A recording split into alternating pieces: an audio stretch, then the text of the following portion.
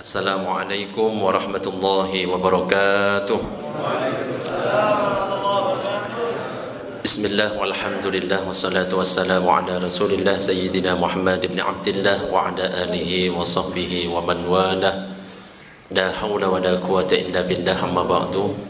Nawayna at-ta'allum wa at-ta'lim wa tadhakkura wa tadhkir wal naf'a wal intifa' wal ifadah wal istifadah والحث على تمسك بكتاب الله وسنة رسوله والدعاء إلى الهدى والدلالة على الخير وابتغاء وجه الله وارضاته وقربه وثوابه سبحانه وتعالى إلى حضرة النبي المصطفى محمد صلى الله عليه وسلم. الفاتحة. أعوذ بالله من الشيطان الرجيم. بسم الله الرحمن الرحيم.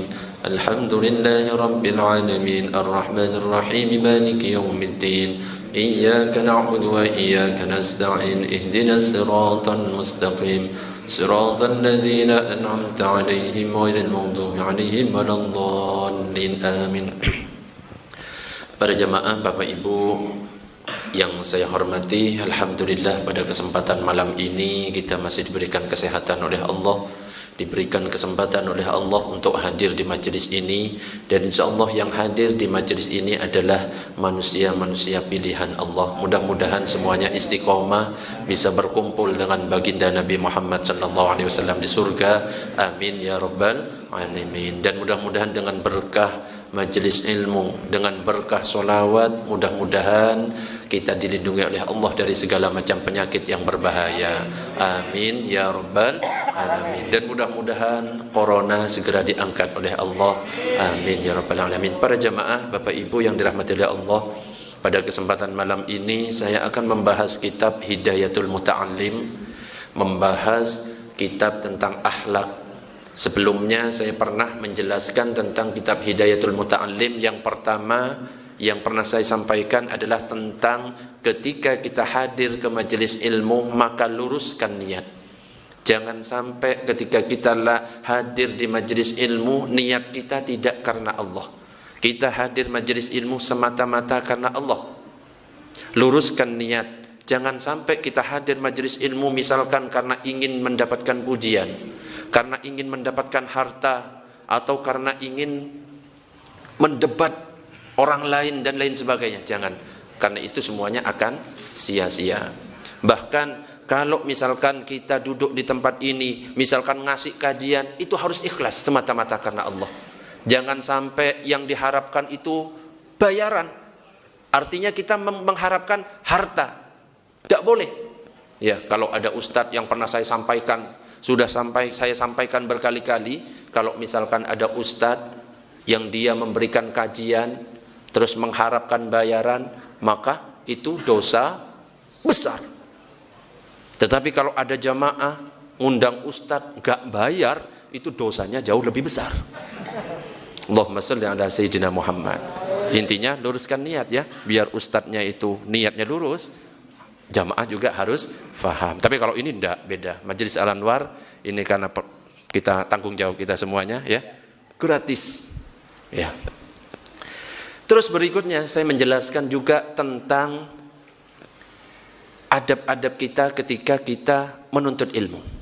Yang salah satunya adalah kita harus memuliakan ulama, harus memuliakan guru. Ya, jangan sampai kita ini membuat hati guru itu sakit. Karena apa? Kalau sampai hati guru kita itu sakit, ilmu yang kita dapatkan itu tidak berkah. Ilmu yang kita dapatkan gak ada yang manfaat. Meskipun sudah S1, S2, S3, tapi kalau kita akhlaknya buruk kepada guru, tidak menghormati guru, bahkan mencaci maki guru, ngerasani guru, nyakiti hati guru, tidak berkah semuanya, gak akan manfaat. Yang ada paling nanti ya cuma ilmunya itu cuma nipu orang. Bahkan terkadang dalam diri kita ini sering lupa kepada guru yang pertama ngajar. Yang ngajar alif, ba, ta, yang mengenalkan huruf A, I, U, ba, bi, bu. Kadang-kadang setelah ada kedatangan guru yang baru, yang lebih terkenal mungkin, yang lebih alim, lupa kepada yang ngajar A, I, U, ba, bi, bu itu. Hati-hati kalau sudah ada dalam diri kita seperti itu. Dan ingat juga, kita sebagai penuntut ilmu harus punya guru. Terkadang kita ini mudah dengan mudahnya. Buat apa kita hadir majelis ilmu? Wong sekarang sudah canggih, ada YouTube, ada Google. Hati-hati. Karena apa? Ilmu itu harus bersambung, harus bersanad. Keilmuan itu harus nyambung sampai Rasulullah, sampai malaikat Jibril, sampai nyambung kepada Allah. Ya jangan sampai misalkan saya belajar ke Ustadz Afif belajar ke Pak Herman belajar ke Pak Haryono belajar di YouTube, gak nyambung, keputus. Tapi harus nyambung ilmu kita itu. Makanya kalau nyari guru harus benar-benar ini belajarnya dari mana ini? Atau cuma baca buku saja? Atau cuma searching di YouTube saja? Searching di internet? Jangan. Bisa tersesat kalau bisa seperti itu. Harus nyambung. Misalkan saya belajar dari Ustadz Dedi belajar dari Abah Joni misalnya belajar dari gurunya belajar dari gurunya lagi belajar dari gurunya belajar dari Imam Syafi'i ke para sahabat ke Kanjeng Nabi ke malaikat Jibril dapat dari Allah, nyambung ilmu itu. Nah, makanya itu gunanya kita berguru. Kalau kita misalkan menuntut ilmu, belajar tanpa ada guru, maka gurunya adalah setan. Yang kemarin sempat saya sampaikan bahwa salah satu adab kepada guru, jangan nyakitin hati guru. Ya, bahkan kalau misalkan guru itu menyampaikan sesuatu dan yang disampaikan itu pernah disampaikan, jangan pernah sekali-sekali ngomong, "Halah, kemarin sudah disampaikan." Wis tahu, jangan. Seandainya seorang guru itu menyampaikan 1000 kali dengan kalimat yang sama, anggap kalimat yang diucapkan oleh guru itu adalah kalimat pertama yang pernah kita dengar. Itu akhlaknya para penuntut ilmu. Nah, kalau kita sudah seperti itu, manfaat insya Allah. Dan jangan sampai melupakan jasa-jasanya guru. Gara-gara ada guru yang lebih terkenal, kita pindah ke situ, jangan. Kita contoh seperti penulis Rotibul Atos yang sering kita baca. Siapa yang nulis? Habib Umar bin Abdurrahman Al-Atos. Punya murid namanya Syekh Ali Baros. Ya. Ketika itu dalam halakohnya Syekh Ali Baros itu mijit. Habib Umar bin Abdurrahman Al-Atos ini ngasih kajian. Tapi di tengah kajian dia terdiam langsung berkata kepada murid-muridnya, "Wahai murid-muridku, sekarang saya kedatangan tamu istimewa." Siapa? Bertanya-tanya semuanya. Nabi Khidir sekarang ada di pintu gerbang. Murid-muridnya semuanya lari untuk menyambut Nabi Khidir. Syekh Ali Baros tetap mijitin. Nanya Habib Umar bin Abdurrahman Al-Atos, "Wahai Ali Baros, kenapa kamu masih di sini?" Itulah teman-temanmu nyambut Nabi Khidir di pintu gerbang. Itu Nabi Khidir itu butuh kepada guru, ingin ketemu guru, ada hajat kepada guru. Dan saya anggap guru Anda ini lebih mulia dari Nabi Khidir karena Anda yang menjadi guru saya. Tetap. Makanya setelah ngomong seperti itu, langsung angkat tangan. Kalau misalkan ada yang ngirim Al-Fatihah ke saya tidak akan menerima Al-Fatihahnya kecuali nama saya didampingi dengan Syekh Ali Baros. Makanya kalau kita lihat di sini, ya, sebelum mulai Al-Fatihatu Ilah itu pasti ada Habib Umar bin Abdurrahman Al-Atos, Syekh Ali Baros mesti didampingi berdua. Itu mulianya memuliakan guru. Allahumma shalli ala sayyidina Muhammad. Dan berikutnya setelah kita luruskan niat muliakan guru, di antara adab atau akhlak kita sebagai penuntut ilmu adalah muliakan kitab yang kita pelajari. Jangan sampai kitab itu diletakkan di bawah. Ya, harus ada sanggahannya, meja. Jangan sampai kita selonjor lurus dengan kitab yang kita baca, apalagi Al-Qur'an, wong kitab biasa yang kita pelajari, itu enggak boleh kok. Di sini malah disebutkan ketika kita mau belajar dengan kitab, hendaknya kita itu dalam keadaan suci, padahal enggak wajib. Ini saking apa ini? Saking memuliakan kitab yang kita baca. Dalam keadaan suci, baca kitab apa saja dalam keadaan suci. Ini dianjurkan, bukan wajib. Bahkan contohnya adalah Imam Malik. Imam Malik itu ketika mau menyampaikan atau membacakan hadis kepada para santrinya, beliau itu mandi, pakai minyak wangi, berwuduk, pakai jubah yang paling indah, pakai imamah, pakai surban, lengkap semuanya. Kemudian baru berkata, Qala Rasulullah sallallahu alaihi wasallam. Ketika ditanya, "Kenapa kok harus seperti itu wahai Imam?" Ini yang keluar di mulutku ini adalah kata-kata dari Rasulullah. Saya memuliakan beliau. Gitu. Ya. Beda dengan kita. Kalau kita baca buku pakai singlet, ya, ngerokok, ya kayak baca koran aja. Ya gak berkah kalau seperti itu, ya. Di sini hendaknya dalam keadaan suci, dan kalau misalkan kita menaruh kitab, hendaknya misalkan ada kitab-kitab dan ada kitab tafsir itu letakkan di paling atas. Ya. Kalau ada Al-Quran, Al-Quran itu letakkan paling atas. Jangan sampai Al-Quran ditumpuk dengan buku-buku yang lain. Al-Quran harus tetap posisinya di atas. Di sini disebutkan syairnya seperti ini. Ya talibal ulumi azimil kitab, la ta'khuzan illa bituridu sawab. Rijlaka la tamdud ilal kitabi, da' kutubat tafsiri fawqal kutubi. Artinya, mau arti versi bahasa Jawa, bahasa Indonesia atau bahasa Madura? Bahasa Madura, ya wes.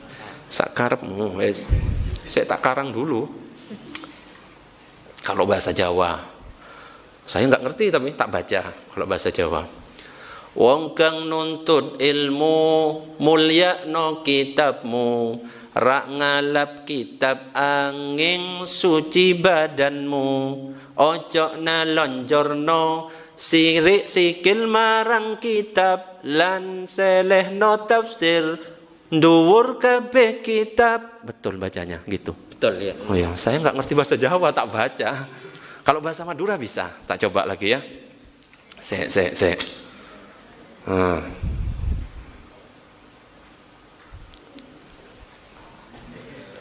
Susah ya bahasa Madura ternyata.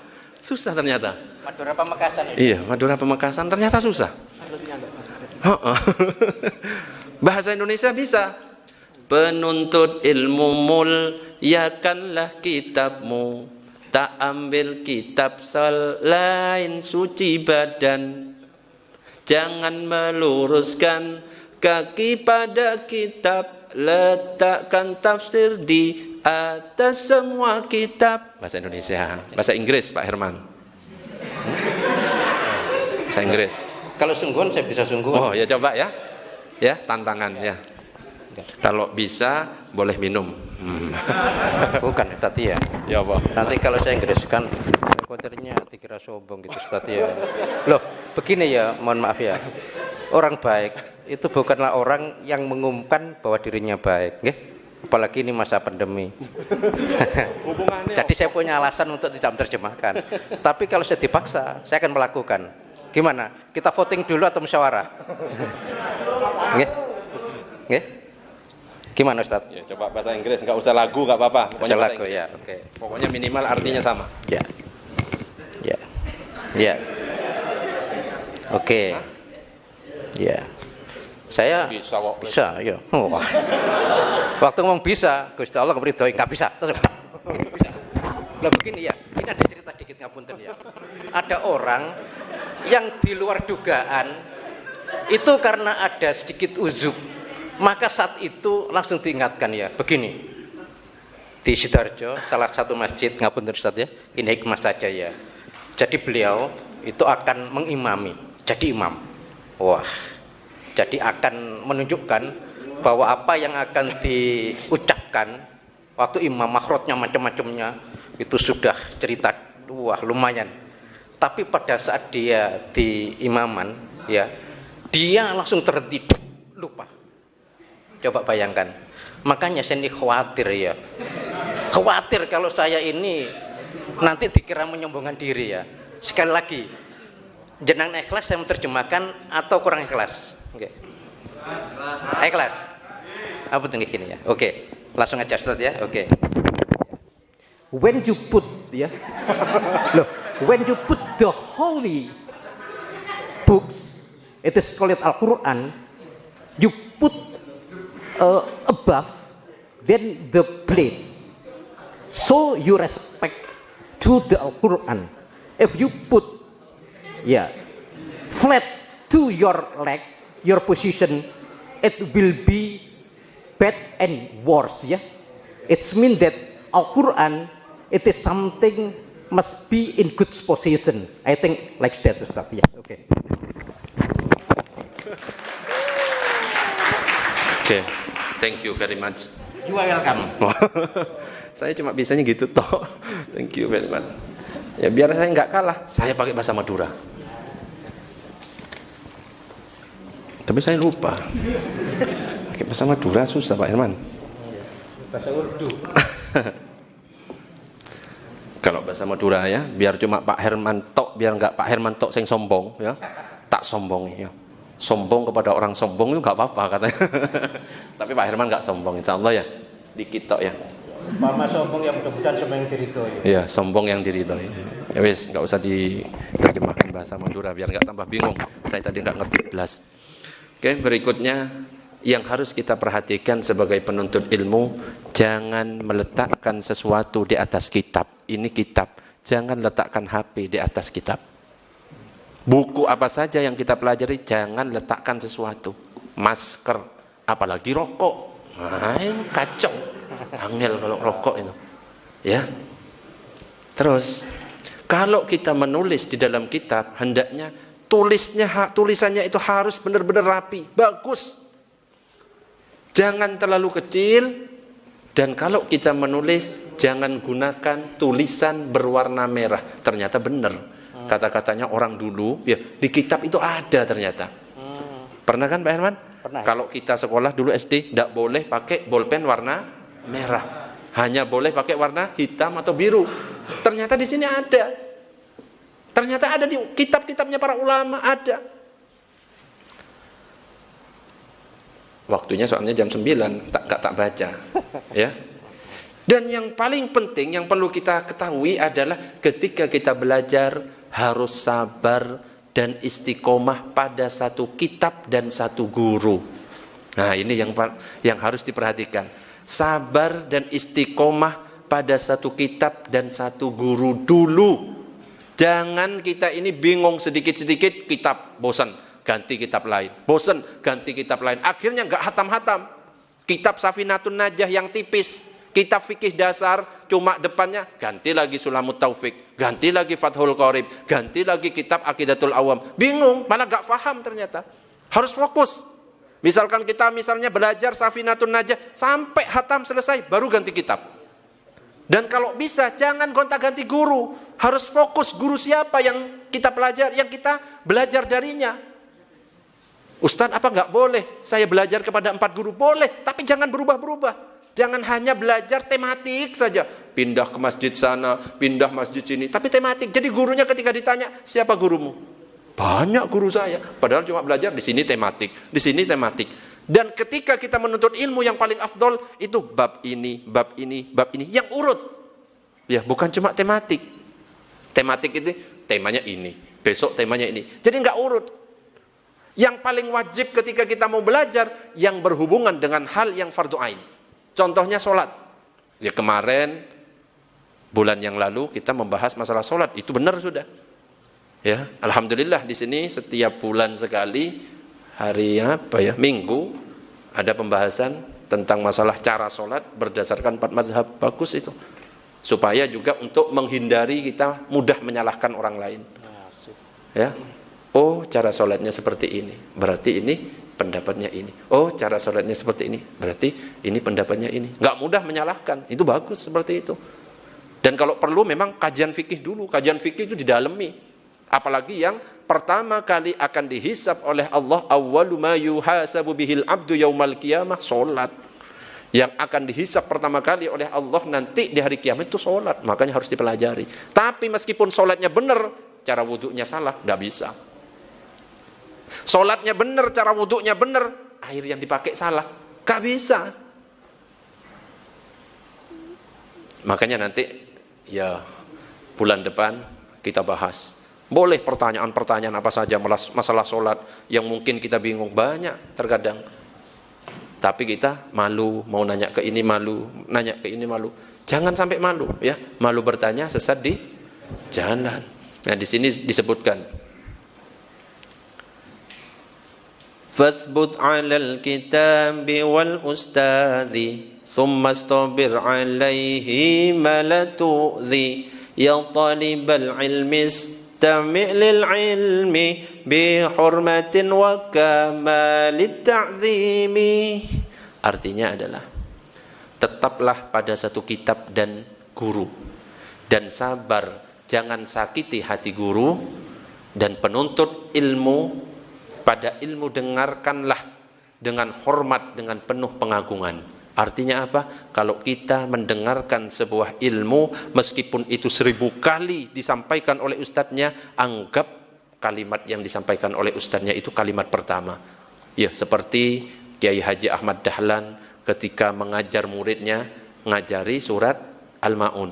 Ara'aital ladzi yukadzibu biddin. Besoknya ngajari lagi itu, gak berubah-ubah. Al-Ma'un terus. Ditanya santrinya, ada yang memberanikan diri bertanya, wahai Kiai, kenapa kok Al-Ma'un terus? Kan banyak surat di dalam Al-Quran. Ditanya sama Kiai Ahmad Dahlan, kamu sudah ngamalkan gak surat Al-Ma'un? Tidak bisa jawab. Belum bisa ngamalkan. Kadang-kadang kita membaca yang kayak gini, belum tentu kita bisa ngamalkan. Bahkan yang ngomong ini belum tentu bisa mengamalkan. Wallahu a'lam bishawab.